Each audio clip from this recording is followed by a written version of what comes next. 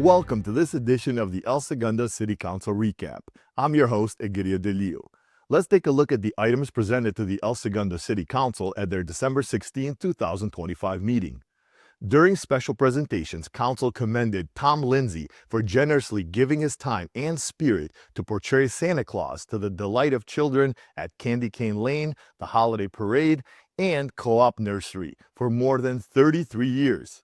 In 2023, Lindsay made a cameo appearance as Saint Nick in the Amazon Prime movie Candy Cane Lane, based on the annual light display on the 1200 block of East Acacia Lane that starred comedy legend Eddie Murphy.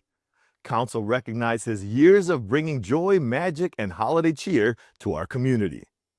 Chief Financial Officer Paul Chung and the Council then presented a retirement plaque to Maria Cerritos for her 24 years of service to the city. Chung said, quote, "I am not sure how I'm going to fill her shoes," end quote. Public Works also presented a street sign to Cerritos commemorating her tenure with the city.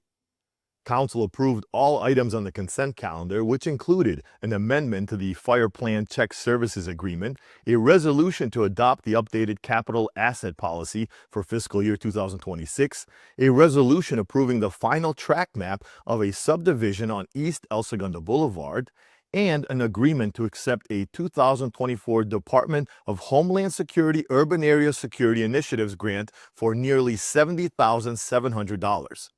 Council then heard multiple staff presentations. Deputy City Manager Barbara Voss provided an update on Patches, the proactive approach to addressing homelessness in El Segundo. Voss reported that 41 people had transitioned from being homeless to being sheltered since July 1, 2024, when the Patches program began.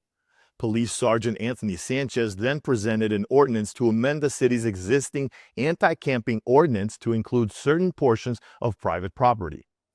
The amendment would authorize an expansion of anti-camping prohibitions and allow police increased freedom to address homeless individuals who are camping on non-residential property.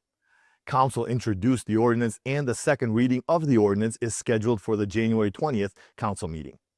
Voss then presented an update to the Crisis Communication Plan.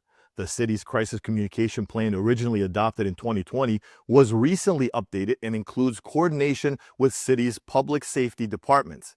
The Fire Department will present its plan to implement the requirements of California Assembly Bill 1646 to develop an integrated alerting and notification system in February 2026.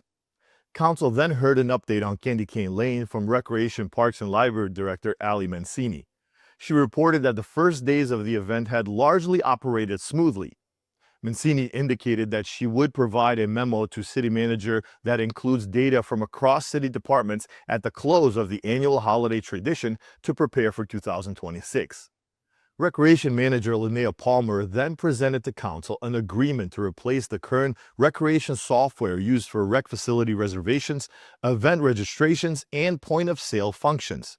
The Council exempted the city's formal bidding requirements and authorized the execution of a contract with Rec Technologies Incorporated for over $237,000 over a 4-year contract on a 3-to-1 vote. Councilmember Boyles was the lone no vote. During committees, commissions, and board presentations, Council directed staff to open the recruitment process for positions that expire in 2026. Openings include positions on the Recreation and Parks Commission, the Arts and Cultural Advisory Committee, the Library Board of Trustees, the Planning Commission, and the Senior Citizen Housing Corporation Board. The anticipated vacancies set to open, the background information, and applications are all available on the city's website as well as City Hall. Information will be mailed or emailed upon request to those interested. City Manager Daryl George provided an update on the recent activities related to Hyperion.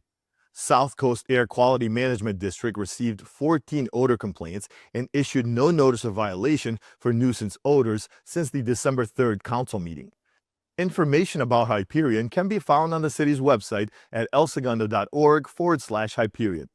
Lastly, Council unanimously approved an annual request from Mr. S. Claus for a conditional use permit, business license, and various waivers. Mr. Claus's request included a waiver of the noise ordinance to permit the clatter of reindeer hooves, the shouting of reindeer names, and the sound of bells on December 24th and 25th. The request also included a waiver of the trespassing ordinance for the delivery of gifts and the animal control ordinance dealing with animals at large to allow 8 reindeer to land on rooftops here in El Segundo. To watch the complete City Council meeting for December 16, 2025, and learn more about the agenda items covered, visit elsegundo.org or watch the meeting on Channel 3. This was the final council meeting for 2025, with the first meeting of 2026 to take place on January 20th.